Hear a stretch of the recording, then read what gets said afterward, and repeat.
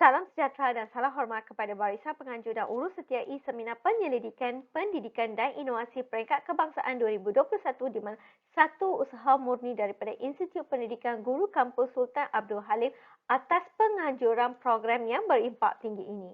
Tahniah di atas penganjuran ini dan saya mengucapkan terima kasih kerana memberikan peluang kepada saya untuk membentangkan hasil kajian saya di platform ini secara atas talian. Tajuk kajian saya pada hari ini ialah keberkesanan teknik pembelajaran carta KWL terhadap minat murid bermasalah pembelajaran dalam kursus dandanan rambut. Saya Cikgu Hemarani Munsami, Guru Cemerlang dari Sekolah Menengah Pendidikan Khas Vokasional Indapura, Kulai, Johor. Sebelum itu, saya ingin berkongsi isu yang saya hadapi sepanjang pengajaran saya melalui pemerhatian dan temu bual. Saya mendapati cara guru mengajar agak membosankan murid dengan menggunakan kaedah chalk and talk dalam proses PDPC dan kurang arif dengan cara pembelajaran murid sepanjang proses PDPC. Ini menyebabkan kekurangan minat murid terhadap kursus dandanan rambut semakin meningkat. Sejurus dengan isu ini, saya juga mendapati anak murid juga menjadi pasif dalam kelas kerana kesukaran berkomunikasi serta bertanya soalan kepada rakan-rakan sekelas. Keadaan ini menyukarkan lagi daya pengamatan murid dalam proses pembelajaran. Ini membuktikan bahawa murid bermasalah pembelajaran menghadapi banyak kekangan dari segi kognitif, afektif dan psikomotor serta ia juga menyukarkan proses pengajaran guru untuk mencapai objektif secara optimum. Maka, guru mengambil inisiatif lain bagi meningkatkan potensi dan kemajuan kediri bagi murid bermasalah pembelajaran. Terdapat banyak kajian membuktikan bahawa carta KWL yang diperkenalkan oleh Donna Ogle pada tahun 1986 iaitu Know, What and Learn menggalakkan murid berfikir pelbagai aras. Carta KWL ini juga dibuktikan sangat efektif terutamanya dalam kalangan murid bermasalah pembelajaran untuk meningkatkan penguasaan bahasa, penulisan dan pergaulan.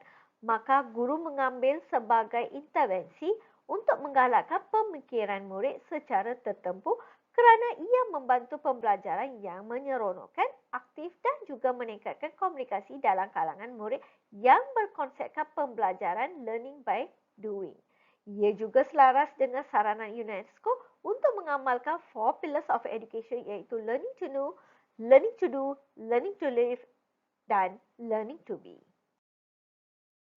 Seterusnya, objektif kajian ini ialah meningkatkan minat murid bermasalah pembelajaran dalam proses PDPC dengan penggunaan carta KWL dan soalan kajian adalah adakah terdapat hubungan antara minat murid bermasalah pembelajaran dalam proses PDPC dengan penggunaan carta KWL. Kajian ini menggunakan reka bentuk kuasai kajian tindakan melibatkan 10 orang murid bermasalah pembelajaran yang mengikuti kursus kedandanan rambut di SMPK Vokasional Indapura.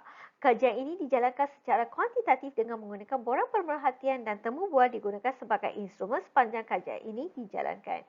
Carta KWL diperkenalkan sebagai intervensi dalam kajian ini. Bagi melaksanakan kajian tindakan ini, model Chemis dan McTaggart 1988 telah digunakan. Dalam proses merancang, guru mengenal pasti masalah dan merancang intervensi untuk atasi masalah tersebut. Proses bertindak pula, guru melaksanakan intervensi sambil menjalankan proses pemerhatian dan temu bual. Dalam proses memerhati pula, guru mengumpul dan analisis data untuk mengesahkan perubahan. Guru mereflek kekuatan dan kelemahan serta membuat cadangan untuk kajian lanjutan. Paparan ini menunjukkan bagaimana pelaksanaan intervensi dijalankan dalam bentuk kumpulan. Intervensi ini dijadikan dalam bentuk kit untuk memudahkan murid membuat rujukan. Kajian ini mewujudkan pembelajaran aktif serta dapat menyelesaikan masalah yang diberikan dalam tempoh masa tertentu. Murid menerokai persekitaran dan pengalaman pembelajaran mereka sendiri serta dapat melibatkan diri secara kolaboratif. Idea yang dihasilkan oleh murid merupakan idea asal di mana murid berasa bertanggungjawab terhadap tugasan untuk kepentingan kumpulan mereka. Paparan ini pula menunjukkan pelaksanaan intervensi dijalankan sebanyak 10 kali oleh murid. Murid membuat keputusan sendiri dalam menentukan sumber pembelajaran dan diberikan peluang untuk berdikari dan meneroka idea sendiri. Hasilnya, murid berjaya memberikan pengetahuan baru terhadap isi pembelajaran dan dapat meningkatkan kemahiran generik seperti kemahiran berkomunikasi, bekerja dalam kumpulan, menyelesaikan masalah dan sebagainya. Proses ini melibatkan penglibatan pelajar secara bermakna sebagai rakan pembelajaran iaitu co-designers dan co-learners. Dapatan ini menunjukkan peningkatan peratus secara drastik telah mendedahkan murid kepada carta KWL dari pembentangan pertama sehingga pembentangan 10 secara berterusan. Setiap pembentangan menunjukkan peningkatan kadar peratus yang tinggi dan dapat melihat perubahan sikap dalam kalangan murid. Hasil dapatan ini juga membuktikan bahawa pemerhatian ini mendapati peningkatan minat dan penglibatan aktif murid bermasalah pembelajaran dalam kursus dandanan rambut sangat memberangsangkan. Dapatan ini juga mengukuhkan lagi bahawa kaedah pengajaran melalui carta KWL ini dapat membantu mengukuhkan lagi pemahaman kontekstual murid berbanding pengajaran tradisional. Akhir sekali, penggunaan carta KWL dapat mengembangkan kemahiran mengumpul, memproses dan menganalisis data serta maklumat dalam kalangan murid secara berterusan. Merujuk kepada persoalan kajian, adakah terdapat hubungan antara minat murid bermasalah pembelajaran dalam proses PDPC dengan menggunakan carta KWL? Ya, terdapat hubungan antara minat dengan penggunaan carta KWL. Bukan hanya pada merujuk dapatan kajian, malah dapatan maklum malas daripada guru-guru akademik menyatakan bahawa murid menunjukkan sikap aktif serta dapat menjalinkan hubungan serta interaksi yang baik dalam semua aktiviti mereka terlibat. Tambahan pula, dapatan ini juga disokong oleh ibu bapa kerana telah meningkatkan kepercayaan ibu bapa melalui penggunaan carta KWL.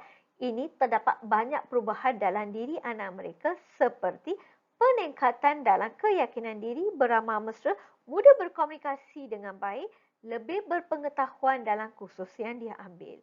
Murid mula sendiri mencari peluang melalui menggunakan sosial media dan mendapatkan pendapatan sendiri walaupun pada waktu cuti sekolah.